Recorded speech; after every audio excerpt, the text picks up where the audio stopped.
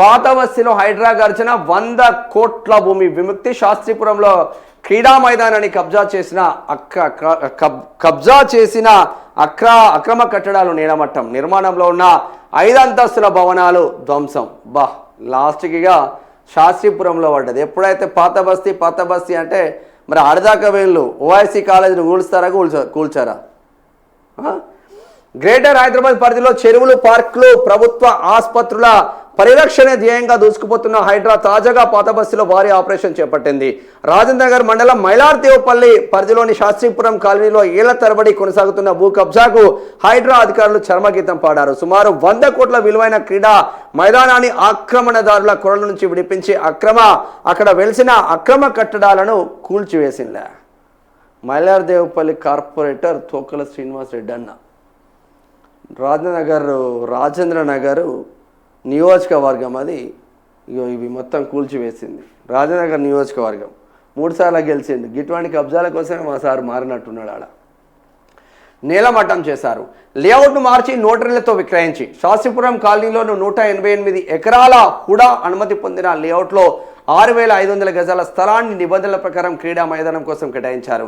అయితే స్థానిక కబ్జాదారులు గత 3 ఏళ్లుగా ఈ స్థలాన్ని ప్లాట్లుగా విభజించి ఎటువంటి అనుమతులు లేకుండా నోటరీల ద్వారా ఇతరులకు విక్రయించారు. ఇక్కడ G+3 అంతస్తుల వరకు 5 భవనాల నిర్మాణ దశలో ఉండగా మరో 2 చిన్న గదులను నిర్మించారు.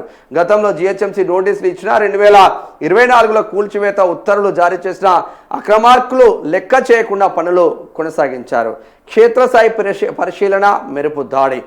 స్థానికుల ఫిర్యాదుతో రంగంలోకి దిగిన హైడ్రా అధికారులు రెవెన్యూ మున్సిపల్ అధికారులతో కలిసి రికార్డును పరిశీలించారు. అది క్రీడా స్థలమేనని నిర్ధారించుకున్నాక బుధవారం ఉదయం భారీ పోలీసు బందోబస్తు మధ్య కూల్చివేతలు ప్రారంభించారు. నిర్మాణంలో ఉన్న 5 భవనాలను షెడ్లను నేలమట్టం చేశారు. అయితే ఇప్పటికే నివాసం ఉంటున్న మరో 2 భవనాలను మాత్రం మానవతా దృక్పథంతో మినహాయించారు.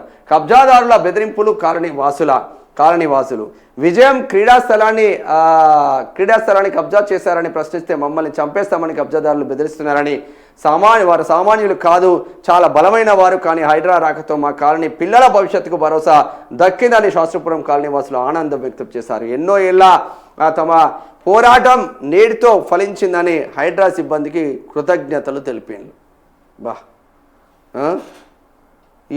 ఇంకా అసలైన పాత బస్తీ సైడ్ పోరో తెలియదు. ఇదంతా అంటే బీఆర్ఎస్ ఎమ్మెల్యేలు, కాంగ్రెస్ అంటే ఒక్కడు గెలవలే కానీ GHMCలో బీఆర్ఎస్ ఎమ్మెల్యేలు ఉన్న చోటలనే, ఆయన కాంగ్రెస్లో జాయిన్ కావచ్చు కానీ బీఆర్ఎస్ ఎమ్మెల్యేలు ఉన్న చోటలనే ఆ నియోజకవర్గంలోనే ఫోకస్ చేస్తున్నారు. ఎంఐఎం కబంధ హస్తాల్లో ఉన్న 7 నియోజకవర్గాల్లో ఉన్న కబ్జాల పైన మా హైడ్రా కమిషన్ సార్ దృష్టి పెడితే మంచిది. ఇంకా